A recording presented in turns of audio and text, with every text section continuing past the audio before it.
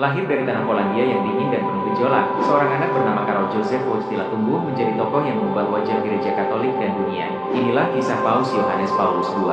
Karol kehilangan ibunya di usia 9 tahun, lalu kakaknya dan ayahnya tak lama kemudian membentuk karakter Karol menjadi pribadi yang kuat penuh empati dan spiritual. Saat Perang Dunia Kedua meletus dan Nazi menduduki Polandia, Karol tetap mengejar panggilan imannya secara diam-diam di seminari bawah tanah. Setelah perang, usai ia ditahbiskan menjadi imam pada tahun 1946 dan melanjutkan studi ke Roma.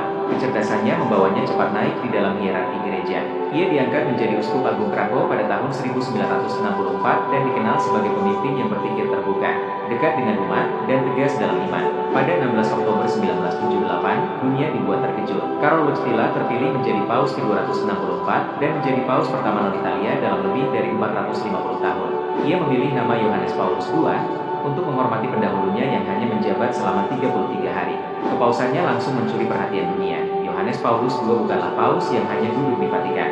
Ia adalah paus yang berjalan bersama umatnya. Selama 26 tahun masa kepausannya, ia melakukan lebih dari 100 perjalanan internasional, mengunjungi lebih dari 120 negara. Ia ingin menjangkau setiap sudut dunia, menyampaikan pesan damai, kasih, dan harapan bagi semua orang. Ia sangat mencintai kaum muda. Pada tahun 1985, ia menggagas Hari Kaum Muda Sedunia atau World Youth Day, yang hingga kini masih menjadi ajang besar pertemuan iman lintas negara. Ia ingin membangkitkan semangat generasi muda untuk tetap hidup dalam iman dan cinta kepada sesama.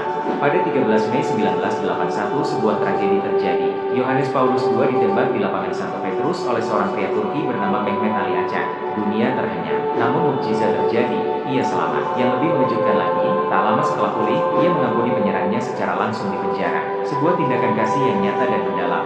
Sepanjang kepemimpinannya, Yohanes Paulus II menulis banyak dokumen penting, termasuk ensiklik dan surat apostolik. Ia berperan besar dalam mendorong perdamaian dunia dan bahkan disebut sebagai tokoh penting dalam runtuhnya komunisme di Eropa Timur, khususnya di negara asalnya, Polandia. Di usia tuanya, meskipun menderita penyakit Parkinson dan fisiknya melemah, ia tetap melayani umat hingga akhir hayatnya. Yohanes Paulus II wafat pada 2 April 2005, disaksikan jutaan umat yang berdoa dan menangis di lapangan Santo Petrus. Sekitar 3 juta orang datang ke Roma untuk memberikan penghormatan terakhir. Pada tahun 2011, ia dibeatifikasi oleh Paus Benediktus XVI. 3 tahun kemudian, pada 27 April 2014, ia dinyatakan sebagai santo oleh Paus Fransiskus. Kini dunia mengenangnya sebagai Santo Yohanes Paulus II, seorang paus yang rendah hati, penuh kasih, dan membawa harapan ke seluruh dunia.